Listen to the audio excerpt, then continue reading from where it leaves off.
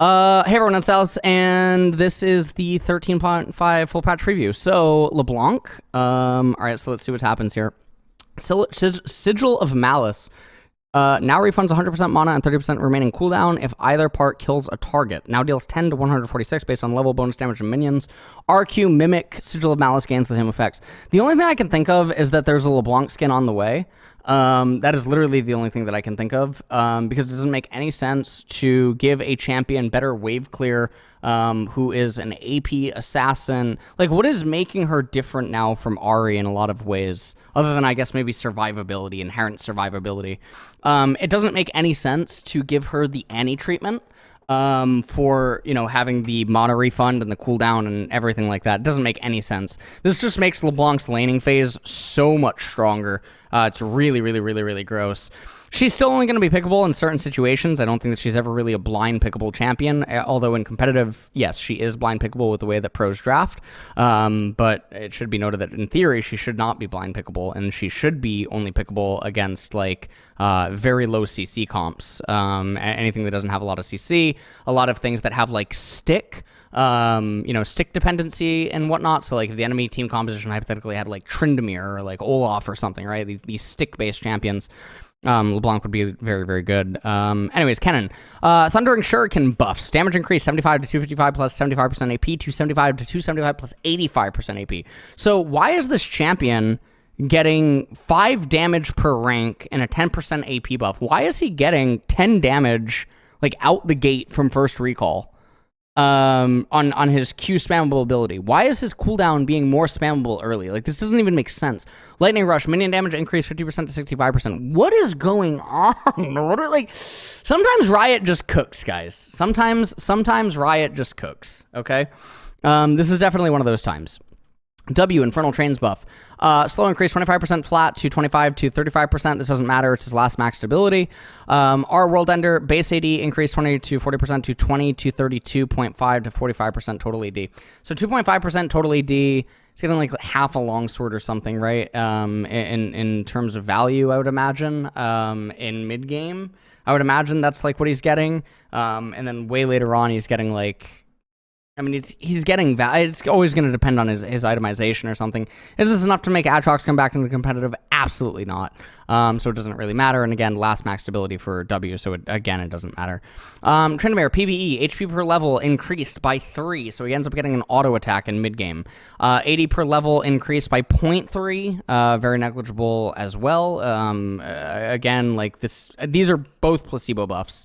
In the sense that it should not do anything to cause an increase or a resurgence for either of these champions in competitive. If you suddenly start playing these champions because of these buffs, you're an idiot, and you should have just been playing them anyway, because it would have meant that they were already viable, because the amount of times where these changes would end up converting to something in the game that would have otherwise not been achievable is non-existent. Okay, Rumble top. So this is really disturbing.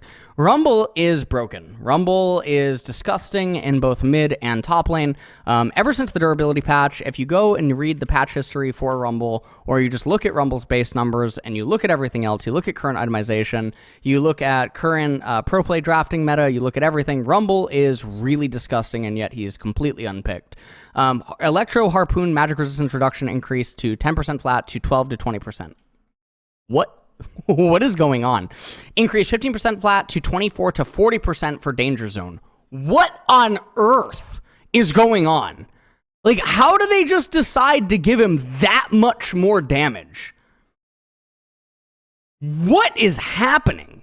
Like, what? Like, what? What on earth? Like, this is like, this is insanity. This is absolute insanity for all of his roles, for top, mid, jungle, and support. Rumble's really hard to play. It's not that he feels bad to play. He's just very hard. He's an awkward champion to learn because of his heat management, and I think that also makes him an unfun champion. But he's very strong right now, so it's disturbing to see these kind of changes. Fizz, PvE. Urchin Strike damage increased from 10 to 70 to 20 to 80, so it just gets 10 at rank 1. This is really good. I'm not aware of what the current like meta trends are on Fizz. I know that years ago it used to be Emax, and then at some points it was Qmax, and then I think there was even a period where it's like W to 3 points or something like that. So I'm not familiar with what it is, but getting 10 at rank 1 is disgusting, no matter like how you want to spin it, because this is a very spammable ability. And then just getting 10 flat in later stages, I mean, it definitely adds up. WC Stone Trident, mana refund 20 to 52 to 30 to 70. This is really big as well. Fizz is just getting some love, but again, it's just like the Atrox and the Tryndamere changes. While this is massive for solo queue, it has nothing to do with competitive, and this would not be the reason that you suddenly start picking Fizz in competitive. Jinx, attack speed per level increased 1 to 1.36. W zap buff slow increase 30 to 70 to 40 to 80. So you end up actually, I mean, the 10% reduction is actually pretty big. You end up removing, tier 1 boots from the opponents, which is definitely very good. Mana cost reduced 50 to 70 to 40 to 60. This helps with some of our mana problems. But again, Zap is only cast a handful of times inside of laning phase. The very interesting thing about this is like there's the people that do like and the current trend of like ADC supports or whatever, there's like the lethality Jinx with WMAX spam. This would probably end up helping that. Our Super Mega Death Rocket Monster Execution Cap increased 800 to 1200, so now it ends up, matching Smite, which definitely causes for some more excitement. I wholeheartedly believe that this is literally solely just because they're slowly trying to push Jinx back into the meta, and I wholeheartedly do believe that it does have something to do with Arcane, because Arcane Season 2 is either end of this year or early next year, and so why not just start very moderate Jinx buffs early, especially with Thresh having just been buffed. Thresh is obviously one of her best companions. I am actually down the rabbit hole. It doesn't really do anything for her in solo queue, but I do think it does do stuff in competitive. Samira, Daredevil Impulse movement speed adjusted 1 to 4% to 2 to 3.5%, doesn't matter. Kiana Edge of Ixtal damage increased 50 to 170 to 50 to 190. That's very bizarre why she's just getting 20 flat damage. Audacity cooldown reduced 12 to 8 to 11 to 7. Okay, I mean, these are both really nice buffs for Kiana. Kiana is always a slippery slope champion that you have to be very careful with buffing. Could these do something for her in competitive? I think that it's highly unlikely with the way that the current meta and everything is. I don't think that we're going to see a Kiana resurgence. However, for solo queue is very big. Gangplank nerfs. Trial by Fire, damage reduced 55 to 310 to 50 to 250 based on level. Powder Keg nerf, cooldown reduced 18 to 14 to 18 flat. Charges are now shown between Gangplank's HP bar to all champions. That's very nice as well. So these are pretty good nerfs to Gangplank. Doesn't change the fact that he's still going to be an absolute monster, and so I think that people playing Gangplank are going to be fine. Twitch AP, PB, contaminate AP ratio per stack, Deadly Venom reduced 35% to 30%. That's actually a pretty big nerf to AP Twitch support. Fear not, though, if you end up building AP Twitch support like the LCK players, this doesn't really do much. You end up building Recurve Bow, 20 control wards, and then completing Nashers at 25 minutes, so you won't have to actually worry about this nerf. Ramus, PvE, 80 per level reduced 3.5 to 2.75. Q Power Bowl damage reduced 100 to 220 to 100 to 200. I guess Ramus is just terrorizing solo queue, and so that's what's going on there. So this is just a very minor adjustment. Caitlyn, base AD reduced 62 to 60, base armor 28 to 27. I've already talked about damage nerfs in the past. We'll talk about it if it officially goes through in the official patch rundown, but it's whatever.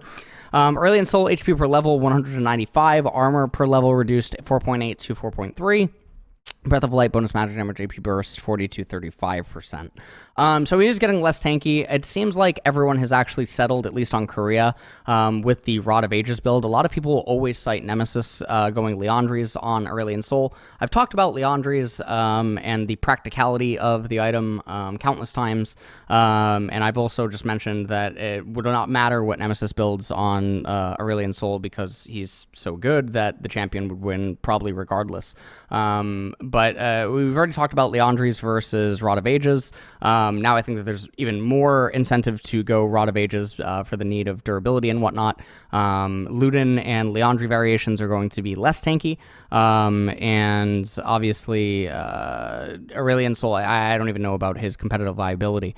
Xayah, base attack speed 0.658 to 0.644. Doesn't matter. Yorick Morning Mist School doesn't matter. Champion adjustments, Azir is a separate video. Yuumi is already a separate video on the channel. Pantheon is also going to be a separate video. Ash change list, we already reacted to that.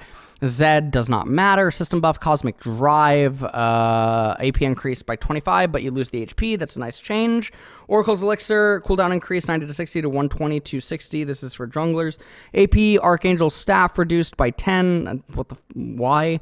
Seraph's Embrace reduced by 10. HP is reduced by 50. Doesn't matter. Grasp of the Undying, PvE, permanent base HP 5 melee 3 range to 7 melee 4 range. That's actually a really big buff for Grasp of the Undying. Max HP heal reduced 1.7. The heal doesn't actually matter as much as the permanent HP. Thought heal added 3 melee 1.8 range. Okay. Triumph missing health, max HP heal added, okay. Jungle adjustments, okay. I'll have to do a separate video on jungle, but that is pretty much it for the 13.5 patch preview. Unfortunately, the only thing that we have coming out of this is the Yuumi bomb, as well as perhaps the Pantheon change, and then nothing else actually really impacts competitive with the exception of LeBlanc. Maybe Kennen gets put on the radar, but I think that's pretty much it. And we just have some itemization things that won't really change a whole lot. So that is it.